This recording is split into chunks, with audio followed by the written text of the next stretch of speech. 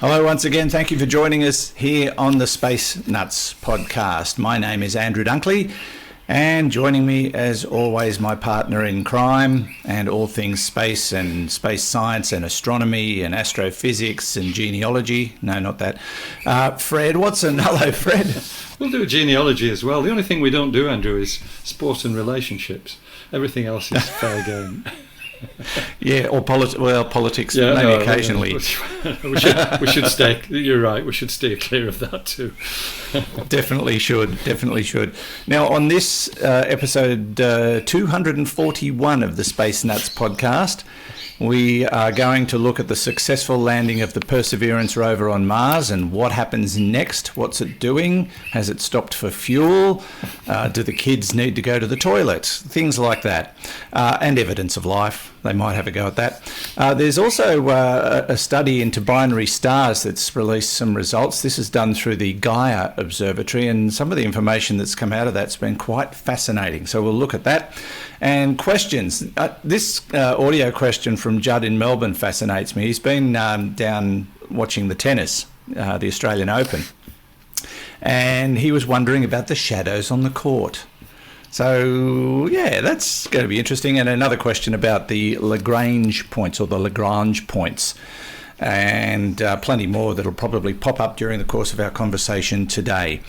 But Fred, that 7 minutes of terror, or whatever it turned out to be nothing at all.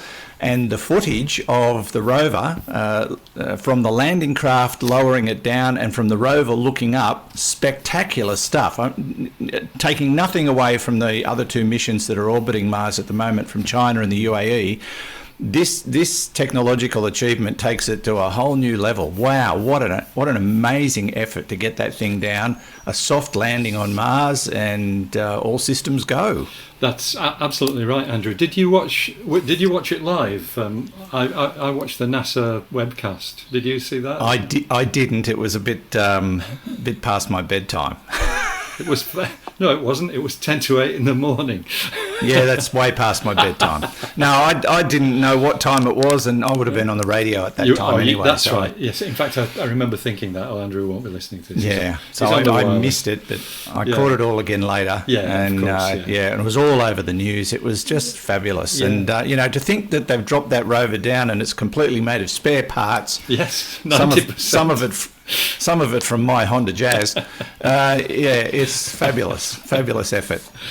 So that's where the reversing camera came from, is it? Which is why you haven't got one. That's right. No, it was. So the light, just watching it live was fantastic. I was very cheered by all the cheering, in particular because that's a room that I've been in, where the actual mission control is, and you might have been there as well in the Jet Propulsion Laboratory. There's a room which is very familiar. When you've been there and you look at it and see them all doing their clapping and everything, oh yes, I've been there.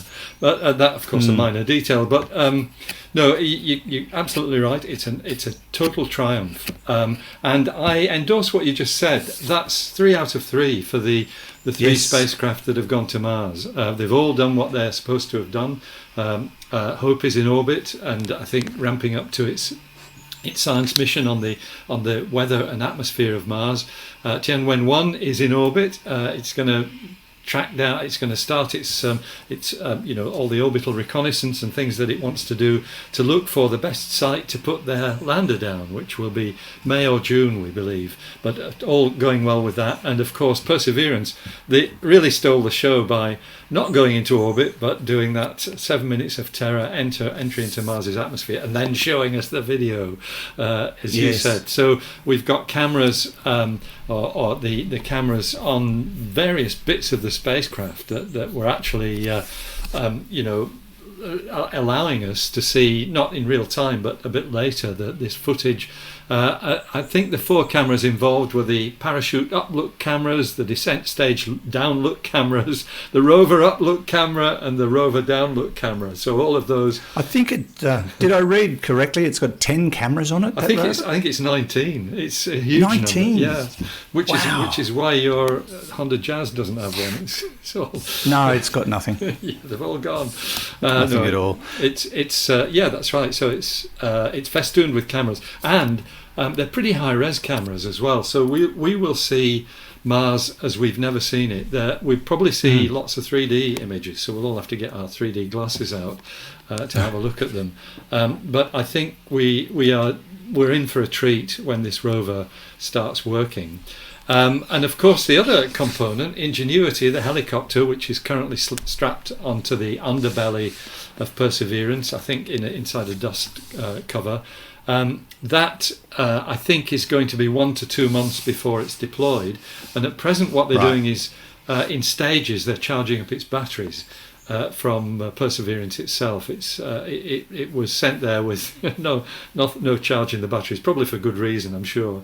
But they're charging it up. But apparently, all its telemetry checks out. It talks to the modules and Perseverance that it's supposed to, and all looking good. So far with these 3 missions, we've got A-OK all the way down the list.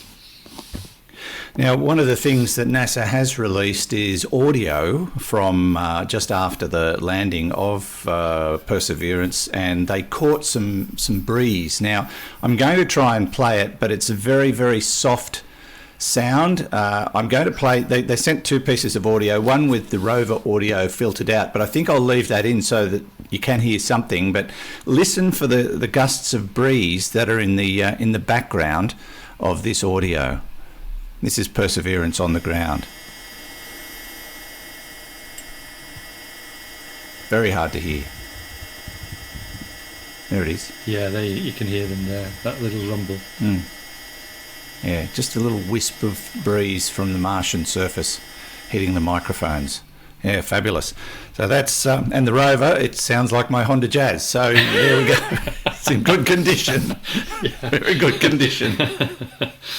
And the icing on the cake, of course, is that NASA's Mars Reconnaissance Orbiter has a camera on board, HiRISE, the high-resolution imaging camera that we've talked about a lot because it's picked out the most incredible details on the Martian surface. It sent us back a picture of Perseverance on the ground, the descent stage some half a kilometre away, and the parachute and the back shell a little bit further away again. So the whole of that landing site has already been imaged by HiRISE. I'm sure that was not an accident. I'm sure the orbital parameters of HiRISE of Mars Reconnaissance Orbiter were tweaked so that it would very quickly overfly the landing site. Great stuff. Now, that descent stage that had the 4 burners, that it just looked like something out of a science fiction film as it came down. Is it finished now? Has it done its job? Is it just going to be set aside and left to rust? Yeah. Well, given Mars is zero humidity, it'll probably take a while to rust, although things do go rusty on Mars. That's why it's red. But no, you're right. In fact, it's probably not in good shape because I think once it had done its job, it was just allowed essentially to crash on the surface. There was no thought of controlling it and bringing it down to use it again or anything like that. And in fact, the high-rise image of the descent stage landing site seems to show quite a dark area that suggests that it's disturbed the soil, it's come down with a bang, and might even be a bit of a crater there. It won't have come down very fast. It'll just be a few metres per second, but it'll be enough for it not to survive as a working piece of kit. And in fact, its job is finished, so that's fine. It did a marvellous job, though. When you think about how they put things on Mars in previous missions, that's a pretty impressive and spectacular way of doing it. Of course, now as they warm up the machinery and charge the batteries and get ready to deploy that helicopter, the search for past life begins. Exactly, that's what it's all about. I mean, it's geology, but geology very much with a view to trying to find things like microbial mats, the stromatolites that we find on Earth, And the other great thing about Perseverance that makes it quite different from any of its predecessors, although I think this is also being shared, this is also going to happen with the Tianwen-1 lander. The idea is to find samples that you really would like to test on Earth because they're so interesting and so fascinating and so promising in terms of them containing signs of past life, that they have these containers on board Perseverance, into which these promising samples can be put, the lid screwed on, and these things parked on the surface for pick up by a later mission, which is currently in the planning stage. So maybe could even be 10 years' time, but it's certainly something to look forward to. As I said, I think Tianwen-1 has the same sort of plan to provide these little caches of material that can eventually be brought back and analysed on sterile laboratories on Earth. So what are the odds? What are the odds of them finding something that would suggest there's been life in the past on Mars?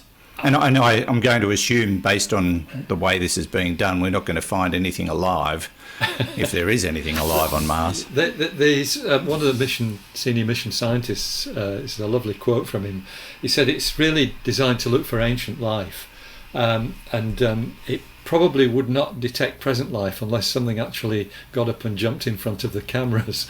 So that's the level. It's really all about looking for that ancient geological life. And to be honest, and because I've said this before, Andrew, I'm not a betting man by any means, but I think the odds are good. NASA has chosen a really good place to put the rover down. It's the Jezero crater, which has this river delta flowing into it. So there's a river that's flown, it's made a break in the crater wall, and water has flowed gently into the interior of the crater and made this delta quite a large geological feature. And if it's like anything like deltas on Earth, that will have brought down the silt from all the way down the river and gently deposited it on the floor of the crater. And that might well be where you would find any kind of living organisms that might have been there 3 or 4 billion years ago. Really the sky is the limit as to what we might discover, and I think we're in for some very exciting times. And let's assume for a moment that they do find it. The next thing would be to determine whether or not it's life as we know it, or life that has developed of its own accord, independent of what's happened on Earth. Yeah. That would be the next big phase in researching this, I think. Exactly, because if you really need to do genome sequencing to do this. It's not the kind of thing that Perseverance is equipped with, but so it would definitely be the province of testing samples in the laboratory back on Earth. But if you could do that and show that any life forms that are found on Mars have an origin independent of that on Earth, then you can be pretty sure that there's life everywhere the conditions are right, or microbial life anyway. If it turns out to have the same genetic origin as earthly life, then it's another really interesting development, because that tells us that one way or the other we're related to the Martians. Yeah. And what would that do to the Drake equation?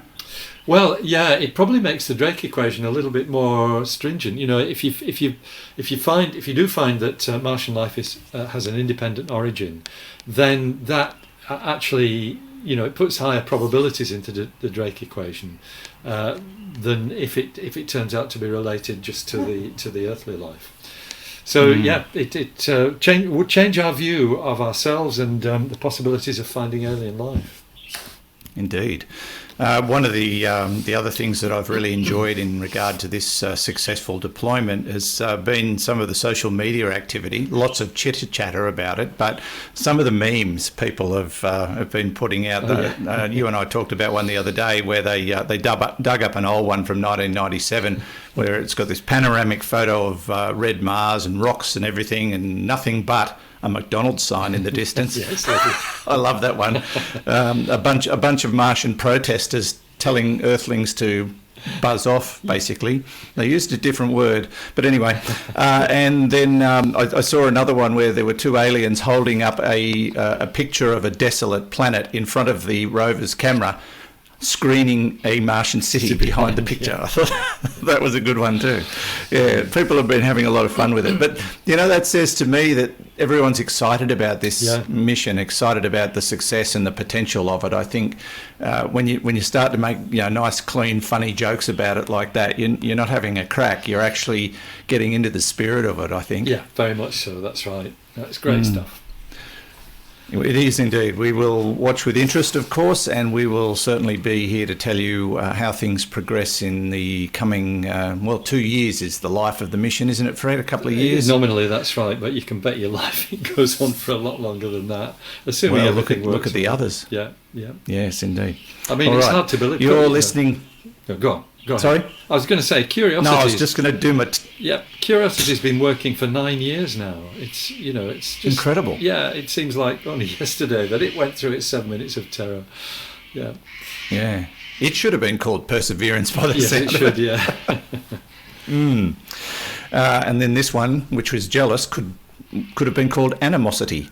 Ooh, Sorry. Ooh. Couldn't help it.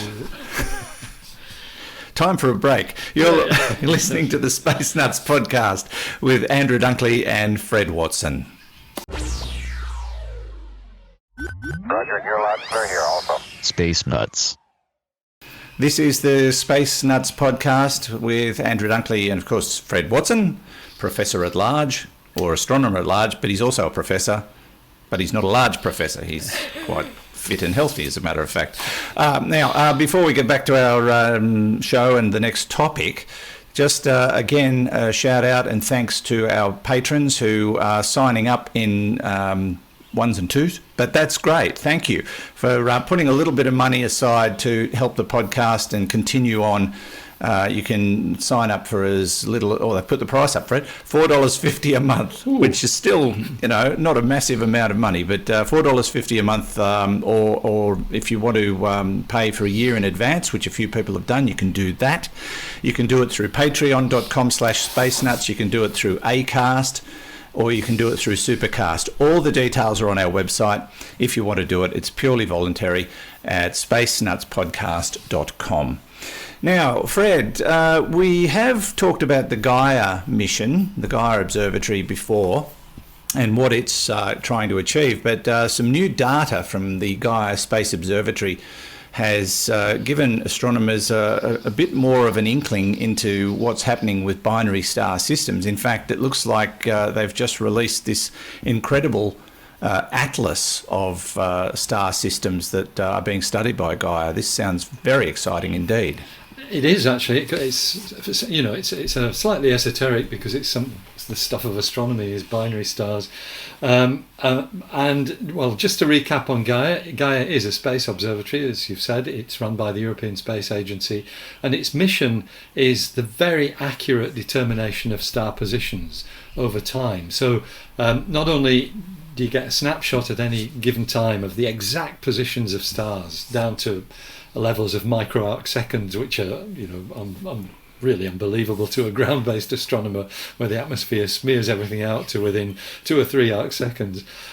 So its mission is to measure those positions, but of course when you observe over time you can see how stars move, how they drift through space, and that's what's allowed this new catalogue of binary stars. What are binary stars? They're stars that are connected by gravity, a pair of stars that are in orbit around their common centre of gravity, rather than just what you might call a double star, and amateur astronomers are very familiar with double stars. They're stars that look like a pair, but sometimes one is 1,000 light years behind the other, because they may well be what are called optical double stars, where they just look as though they're together, but they're actually a line of sight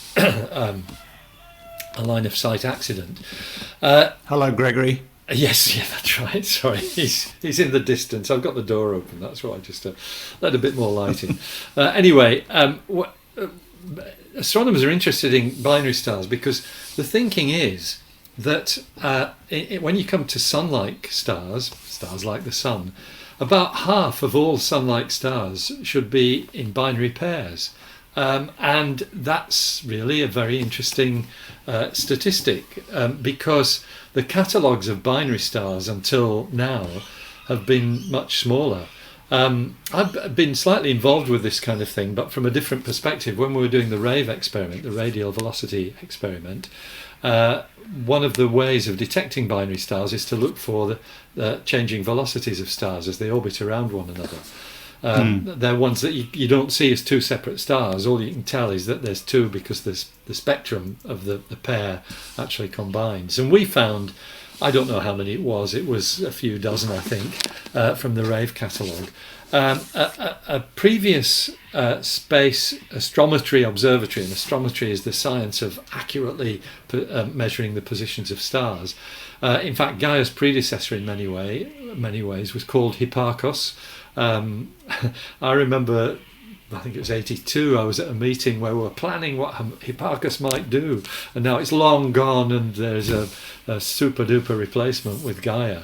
But Hipparchus had a catalogue of something like 200 binaries from its data catalogue, whereas the Gaia sample now, they've just produced this catalogue of fairly widely separated binary stars within 3,000 light years of Earth, and they've got 1.3 million of them. So it's a much, much bigger catalogue. And of course, that actually allows you to do all kinds of statistics, because binaries aren't just sun-like stars.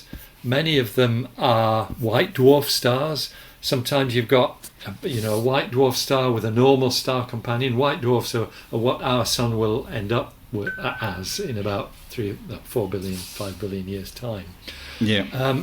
All of that stuff falls into the catalogue of all these stars. So, how have they done it?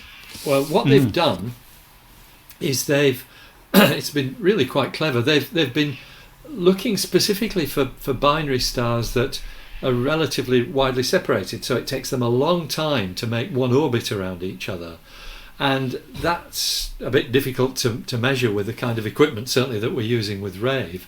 But with Gaia, what you can do is you can look at the motion through space of all the stars, and you can essentially, you're not just looking for stars that are close together in the sky. You're looking for stars that have they're close together, but they also have a common motion through the sky. So, and you can also, the other thing you can do is because Gaia can measure the distances of stars, you can check out that they're both at the same distance. So those are the parameters. You've got a pair of stars. They check out to be at the same distance from the solar system, and they are moving together the same direction in space. That tells you that you've got a real binary pair. And so, Gaia is essentially, essentially doing this work and has produced this catalogue. Actually, some of the people involved are people I know because they were involved with the RAVE program. Hans Walter Rix of the Max Planck Institute for Astronomy in Heidelberg, he's one of them. So they have looked for binary stars that are separated by 10 times the distance between the Earth and the Sun, so 10 or more times. These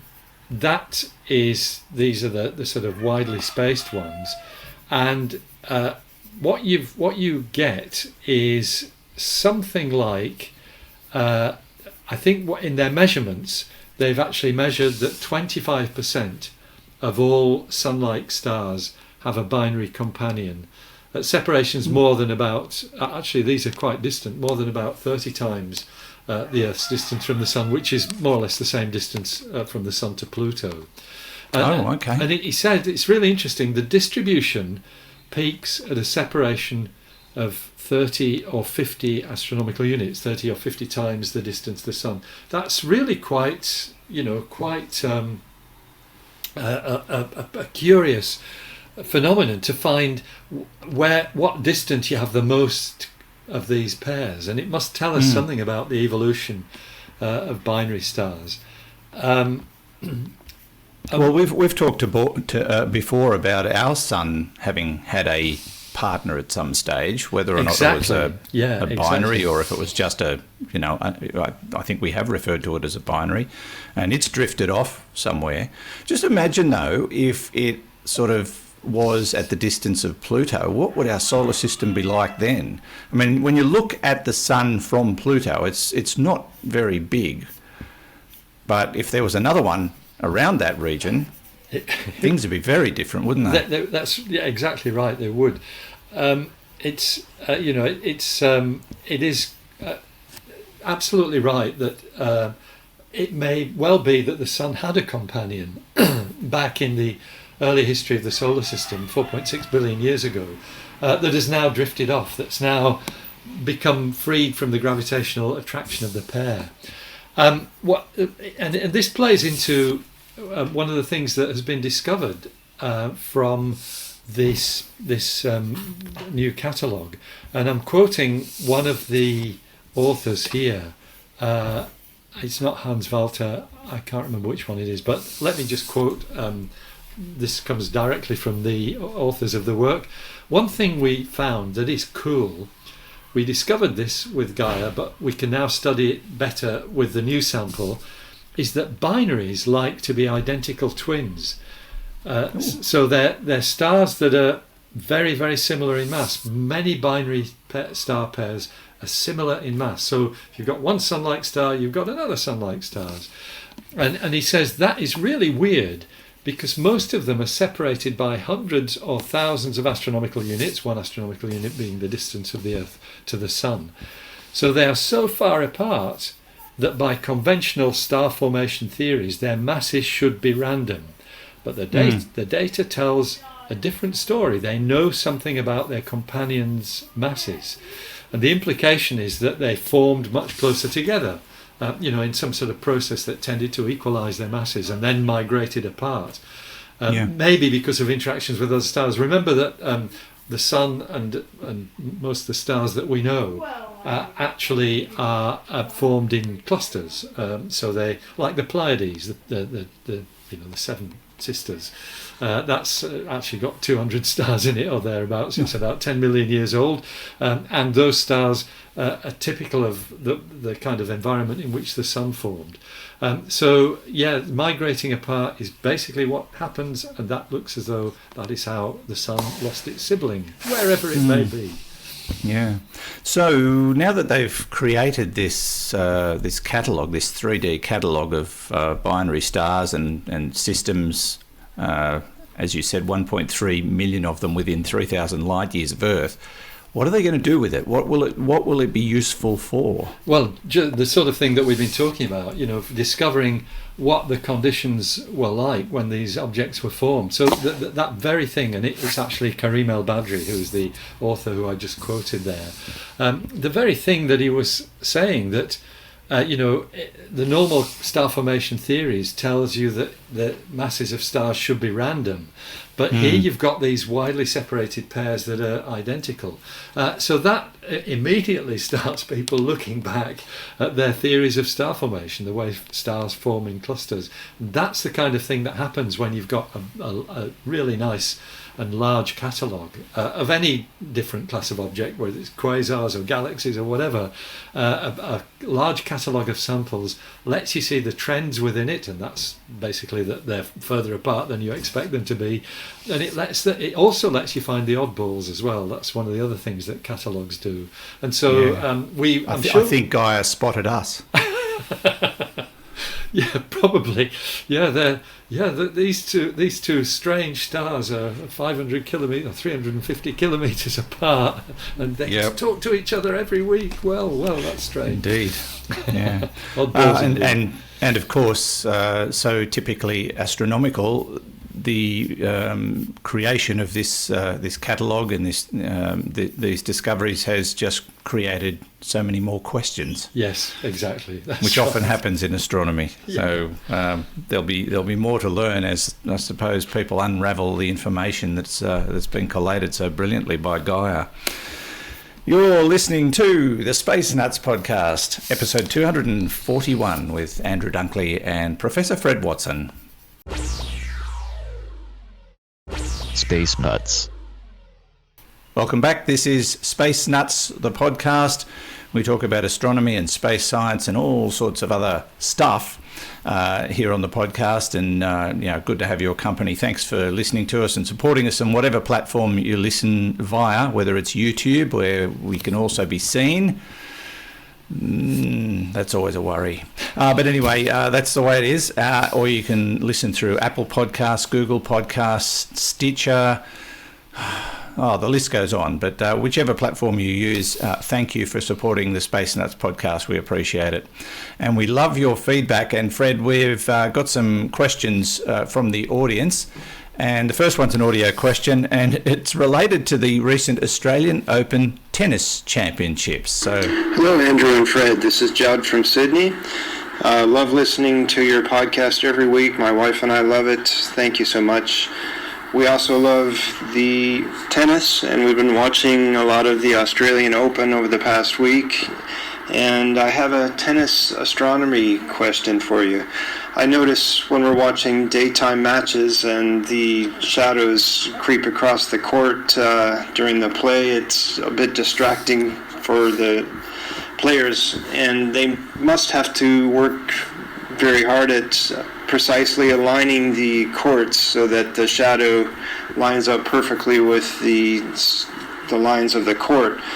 And it just occurred to me, what would happen if the Earth's axis of rotation shifts slightly? That would throw off the alignment of the shadows, wouldn't it? And I wondered how often that has happened, or does it ever happen, and why does it happen?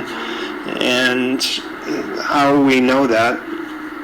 And it must throw things off a lot in the tennis, but it must also affect ancient civilizations whose calendars, were so precisely coordinated with the sun's path. I've been to Machu Picchu in Peru and seen how these temples were built, where they precisely lined up things so that you could only see the sun through certain paths at one day of the year at a certain time. So, I just wondered how the Earth's axis changes and affects things like that. Thank you. Okay. Interesting question. And shadows can be very, very unpopular in sport. Games like golf, for example, shadows can affect your capacity to line up a putt, especially the shadows of trees. Although, Fred, I've had a couple of occasions where the ball has stopped on the shadow of the flagstick, and it's given me a straight line to the hole, and I've found that to be an advantage. It's very rare that it happens that way, but it has happened a couple of times. But more often than not, shadows are a big hindrance in sport. And I can imagine in tennis, when you're going from being in bright light to shadow, trying to track that ball and hit it could be a real pain, because the ball would be in the light and it'd be bright yellow, and then suddenly it hits the shadow, and it could throw you off. So he was, just to reiterate, he was wondering about changes in the Earth's axis affecting shadows in terms of the alignment of these complexes. I suppose they have to consider those sorts of things when they build stadiums around the world, to take into account the local perspective in terms of seasonal sun positions. That's absolutely right, they do. And so, a lot of these facilities are aligned north, south, or east, west, or whatever.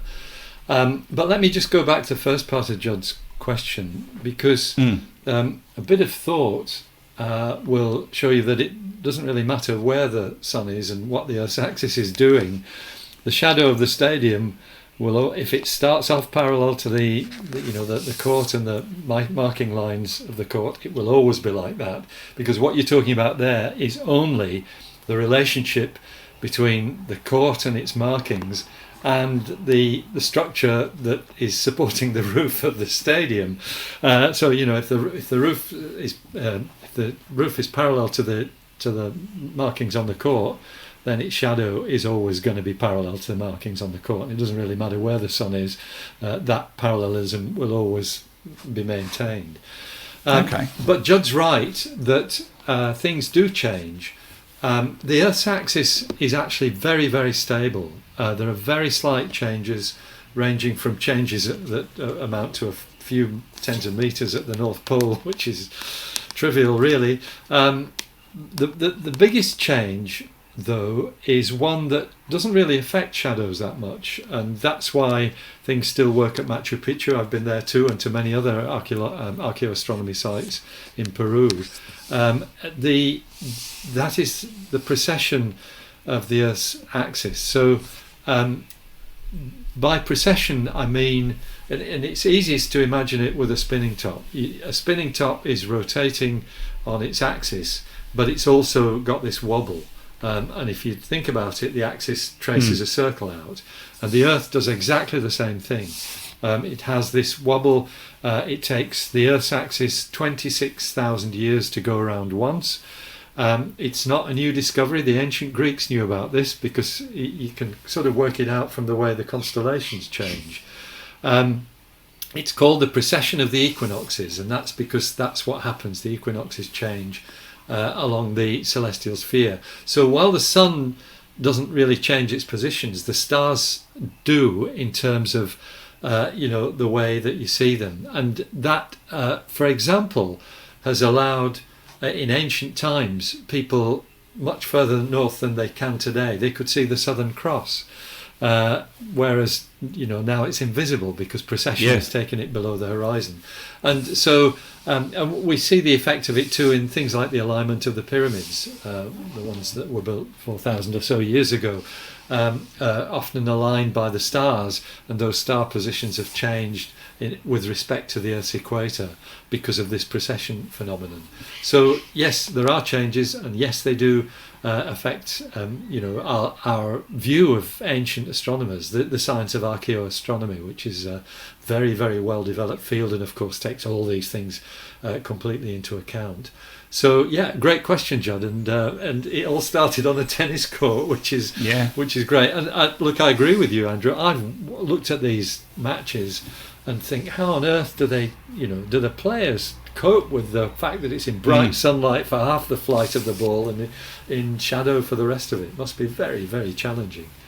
Yes, I've seen some of the professionals on the US PGA Tour trying to putt through the dappled shadows of the leaves and branches of trees, and it really messes up your ability to read the putt, because for those who are non-golfers who don't really get it, it's not a flat surface, it's not always a straight line. In fact, most putts aren't. You've got to allow for the ball to curve with the contours of the green, and that's why they get down on their haunches and look along the line of the putt to see where the slope is, so they can work out what to aim at to make it curve at the right speed to get into the hole. And if there's shadows on the green, it's much, much harder because it hides things. It disturbs your perspective and makes it much more difficult to define. It gives you a good excuse though when you miss the hole. It's a great excuse. Oh, I don't need shadows. Got plenty of excuses.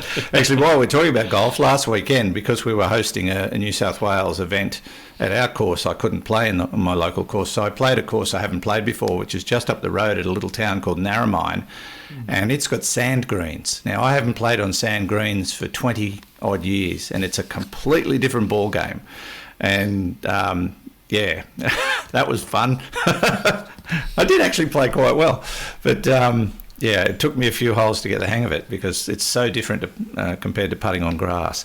But shadows aren't really a factor on sand greens because they're black, because they're oil based, so the sand doesn't blow away. I didn't know that. There you go. It's not that big a deal. Yeah, but thank you, Judd, for the question, and I hope that resolved your query. Let's move on to our next question. This comes from Matt Hughes in Gisborne in Victoria. My question relates to the Lagrange points, particularly the L2 point. I understand the Chinese have a satellite retransmitting signals from the dark side of the moon. The Russians have a satellite there, and the James Webb Telescope will be there later this year. I'm wondering how big the Lagrange points are, particularly L2. Is there an ideal position where the desired gravitational effect is best? I understand L2 is unstable. What does that mean?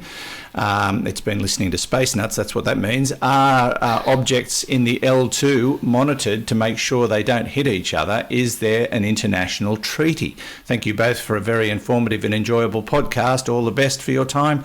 Matt Hughes. Lots of Lagrange type questions built into that one. Fred, where do you want to start? Let's just start with the Lagrange points themselves, and so people know what they are. So if you have two objects, one in orbit around the other, and let's start, for example, with the Sun and the Earth, there are five stable points which feel the gravity of both of those objects, but also are affected by the fact that one is rotating around the other. And they were discovered by Monsieur Lagrange back in, I think it's the end of the 18th century. I used to do a talk on this, so I should know these dates, but I can't remember. If I remember rightly, he's the guy, yes, it must have been the end of the 18th century, because he very nearly got hauled off to the guillotine. Is that right? Was that Lagrange, or was that might have been somebody else? I need to check it before I start going on about these stories. One very famous astronomer of the time, very nearly, in the French Revolution, lost his head. Anyway, Monsieur Lagrange worked out that there are these five stable points, and the easiest one to get your head around is what we call L1, the first Lagrange point. And that's the balance point between the Earth and the Sun, if you're talking about the Earth-Sun Lagrange points. It's where the Earth's gravity is equalised by the Sun's gravity. And it's not too far from the Earth, because of course the Earth is much smaller than the Sun. But the other ones are a lot harder to get your head around because they're quite counterintuitive. But remember, you have to take into account the fact that you're in a rotating frame of reference, so there are other accelerations involved other than gravity. So the L2 point is the same distance from the Earth as the L1 point is, but it's on the other side of the Earth. So then you've got this situation of the Sun, the Earth, and the L2 point. There's a stable point beyond the Earth. The L3 point is on the opposite side of the Earth's orbit from where the Earth is, and that's one that tends not to be used for anything much. And then the two L4 and L5 points, and I always get them the wrong way around. I think L4 is the leading one and L5 is the trailing one. They're in the Earth's orbit, but 60 degrees ahead of and behind it. And the thing about these points is they're all gravitationally stable at some level. And let me go straight to one of Matt's questions. I understand L2 point is unstable. What does that mean? In fact, they all are slightly. It means that if you put an object there, yes, they're feeling this gravitational null, but they're in a peculiar, what you might call gravitational well, that sort of has, ways of leaking out. So if you place a spacecraft at one of these Lagrange points, you do have to keep it there. It's what's called station keeping by the spacecraft engineers. So they're all a little bit unstable. Now, let me go back to the first part of Matt's question. I understand the Chinese have a satellite retransmitting signals from the dark side of the moon. The Russians have a satellite there, and the James Webb Telescope will be there later this year. And now there's some confusion there, because the Chinese satellite, I can't remember its name in Chinese, but it means Magpie Bridge. That's the translation. And it's exactly right that they have a satellite at the L2 point of the Earth-Moon system, not the Sun-Earth system. So this thing is on the far side of the Moon, but like all spacecraft which are dealing with L2 or any of the Lagrange points, It's not actually at the point, it's in an orbit around it. And I know that sounds completely screwy, that you can put something in orbit around an imaginary point where there's no planet or anything, but that's how these things work. So the Magpie Bridge satellite is in orbit around the Earth Moon L2 point, and it's far enough from that point that you can actually see it on the other side of the moon. So it not only sees the Earth, it also sees the far side of the moon. The James Webb Telescope will actually be at the Earth-Sun L2 point. So the reason for that is that it's always going to be shaded by the light from the light of the sun, or the heat radiation of the sun, by the Earth itself. The Earth is going to be in the way. It will still have heat shields. So the sun will be there, we'll be here, and James Webb will be over there. Exactly. Is that That's right? right. Well, probably. Yeah. I couldn't see what you were doing there because I'm looking at a different page. I'm using my head as Earth. Oh, let me see that again, Andrew. Because all right, I'm Earth. Yes, you are. You are the sun. Yes, of course. And the James Webb is that cricket trophy. Yeah, that's right. Now it's the cricket trophy. Yeah. And yes, when you look closely, you can see that cricket trophy is in orbit around an imaginary point behind your head. How big are the Lagrange points? Well, they're points, but they do have this sort of sphere of influence that's quite large. As I said, they're at the bottom of a peculiarly shaped gravitational well, and what that means, because nobody actually puts a spacecraft exactly at the L2 point.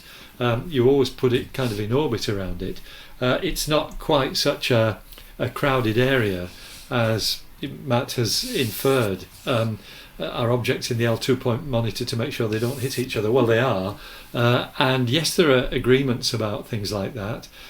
These international agreements are a little bit woolly in some cases on things of that kind of level. But hopefully there'll never be a collision. It's a bit like the way I think what happens is a bit like the way positions in geostationary orbit are allocated. You kind of buy your space. In fact, it's a square or a cubic volume of space that you buy, or you claim, or whatever, when you put a geostationary satellite up. And I'm sure there are similar deals which are done with the Lagrange points.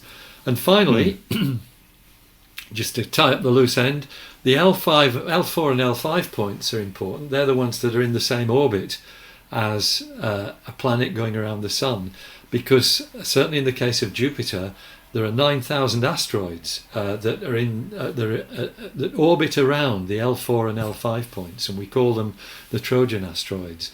There's, I think Neptune also has some Trojans, nowhere near as many, and I think Earth might even have one or two as well. There's been some observations of asteroids that look as though they are in orbit around the L4 and I think it's L4, one of the two, of the Earth's orbit. So interesting stuff, and a bit unexpected that there should be these stable points in space, but they're being used as we've said by the space mission, space agencies, and the commercial space world as well.